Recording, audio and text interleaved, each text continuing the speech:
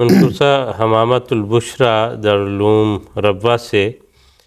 بچی نے یہ سوال پوچھا ہے کہ اگر ظہر عصر کی نماز جمع ہو رہی ہو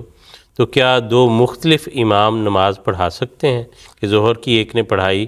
اور انہوں نے وضاحت کی تھی کہ مثلا اسکول میں وہ ٹریننگ کے لیے بچوں کو مثلا کھڑا کرتے ہیں کہ پہلے ایک پڑھائے پھر کسی اور کو موقع مل جائے، کیا اس طرح جائز؟ جی، اس میں کوئی حرج والی بات نہیں ہے کہ بعض اوقات بعض صورتوں میں اسلم کے زمانے میں بھی ایسے ہوا ہے کہ ایک وقت میں ایک نماز پڑھائی پھر دوسرے ایک صحابی نے کسی اور نے پڑھائی، تو اس میں کوئی حرج والی بات نہیں ہے، ایسا ہو سکتا ہے،